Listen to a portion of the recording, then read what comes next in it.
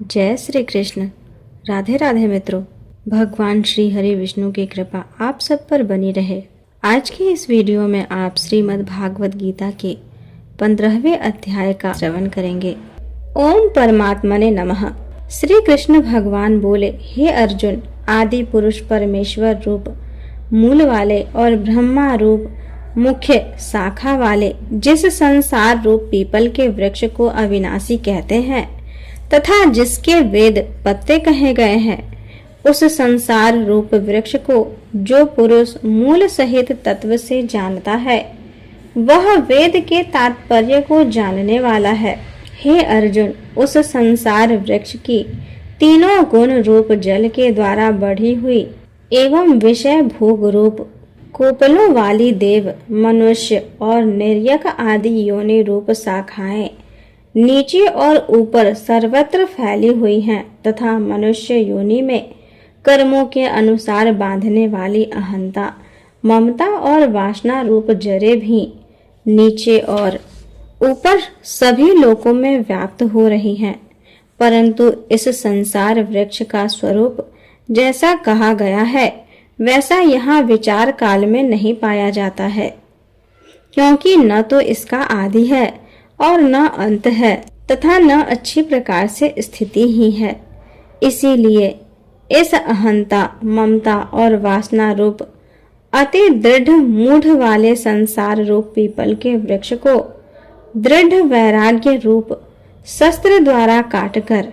उसके उपरांत उस परम पद रूप परमेश्वर को अच्छी प्रकार खोजना चाहिए कि जिसमें गए हुए पुरुष फिर पीछे संसार में नहीं आते हैं और जिस परमेश्वर से यह पुरातन संसार वृक्ष की प्रवृत्ति विस्तार को प्राप्त होती है, उस ही आदि पुरुष नारायण के मैं शरण लेता हूँ। इस प्रकार दृढ़ निश्चय करके जिनका मान और मोह नष्ट हो गया है तथा जिन्होंने अपनी आसक्ति रूप दोष पर विजय प्राप्त कर लिया है और परमात्मा के स्वरूप में जिनकी निरंतर स्थिति है तथा जिनकी कामनाएं अच्छी प्रकार नष्ट हो गई हैं, ऐसे वे सुख दुख नामक द्वंद्वों से विमुक्त हुए ज्ञानी जन उस अविनाशी परम पद को प्राप्त होते हैं। उस स्वयं प्रकाशमयी परम पद को न सूर्य प्रकाशित कर सकता है, न चंद्रमा और न अग्नि ही प्रकाशित कर सकता है तथा जिस परम पद को प्राप्त होकर मनुष्य पीछे संसार में नहीं आते हैं, वही मेरा परम धाम है। हे अर्जुन, इस देह में यह जीव आत्मा मेरा ही सनातन अंश है और वही इस त्रिगुणमयी माया में स्थित हुई मन सहित पांचों इंद्रियों को आकर्षित करता है। कैसे कि वायु गंध के स्थान से गंध को जैसे ग्रहण करके ले जाता है, वैसे ही देहादिकों का स्वामी जीव आत्मा भी जिस पहले शरीर को त्यागता है, उससे इस मन सहित इंद्रियों को ग्रहण करके फिर जिस शरीर को प्राप्त होता है उसमें जाता है। उस शरीर में स्थित हुआ यह जीव आत्मा श्रोत्र, चक्षु और त्वचा को तथा रसना, घ्राण और मन को आश्रय करके अर्थात इन सब के सहारे से ही विषयों को सेवन करता है। परंतु शरीर छोड़कर जाते हुए को अथवा शरीर में स्थित हुए को और विषयों को भोगते हुए को अथवा तीनों गुणों से युक्त हुए को भी अज्ञानी जन नहीं जानते हैं। केवल ज्ञान रूप नेत्रों वाले ज्ञानी जन ही तत्व से जानते हैं, क्योंकि योगी जन भी अपने हृदय में स्थित हुए इस आत्मा को यत्न करते हुए ही तत्व से जानते हैं। और जिन्होंने अपने अंतःकरण को शुद्ध नहीं किया है, ऐसे अज्ञानी जन तो यत्न करते हुए भी इस आत्मा को नहीं जानते हैं। हे अर्जुन, जो तेज सूर्य में स्थित हुआ संपूर्ण जगत को प्रकाशित करता है तथा जो तेज चंद्रमा में स्थित है और जो तेज अग्नि में स्थित है, उसको तू मेरा ही तेज जान और मैं ही पृथ्वी में प्रवेश करके अपनी शक्ति से सब भूतों को धारण करता हूँ और रस स्वरूप अर्थात अमृत में चंद्रमा होकर संपूर्ण औषधियों को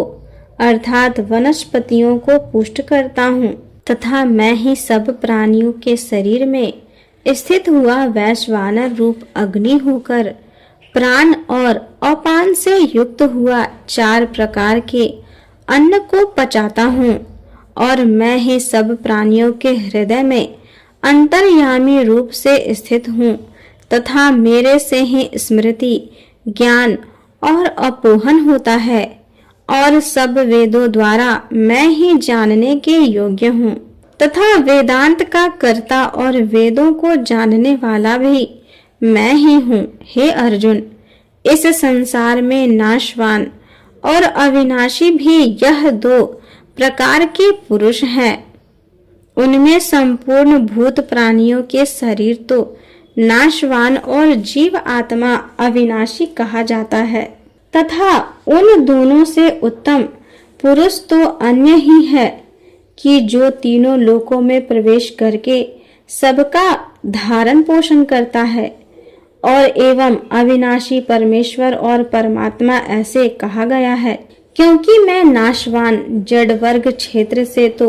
सर्वथा अतीत हूँ और माया से स्थित अविनाशी जीव आत्मा से भी उत्तम हूँ। इसीलिए लोक में और वेद में भी पुरुषोत्तम नाम से प्रसिद्ध हूँ। हे भारत, इस प्रकार तत्व से जो ज्ञानी पुरुष मेरे को पुरुषोत्तम जानता है वह सर्वत्र पुरुष सब प्रकार से निरंतर मुझ वासुदेव परमेश्वर को ही भजता है। हे निष्पाप अर्जुन, ऐसे यह अति रहस्य युक्त गोपनीय शास्त्र मेरे द्वारा कहा गया। इसको तत्व से जानकर मनुष्य ज्ञानवान और कृतार्थ हो जाता है अर्थात उसको और कुछ भी करना शेष नहीं रह जाता। इस प्रकार श्रीमद् भागवत गीता में पुरुषोत्तम योग नामक 15वां अध्याय संपूर्ण हुआ। इस अध्याय में भगवान ने अपना परम गोपनीय प्रभाव भली प्रकार से समझाया है। जो मनुष्य उक्त प्रकार से भगवान को सर्वोत्तम समझ लेता है फिर उसका मन एक क्षण भी भगवान के चिंतन का त्याग नहीं कर सकता क्योंकि जिस वस्तु को मनुष्य उत्तम समझता है उसी में उसका प्रेम होता है और जिसमें प्रेम होता है उसी का चिंतन होता है। अतएव सबका मुख्य कर्तव्य है कि भगवान के परम गोपनीय प्रभाव को भली प्रकार समझने के लिए नाशवान क्षणभंगुर संसार की आसक्ति का सर्वथा त्याग करके एवं परमात्मा के शरण होकर भजन और सत्संग की ही विशेष चेष्टा करे। धन्यवाद।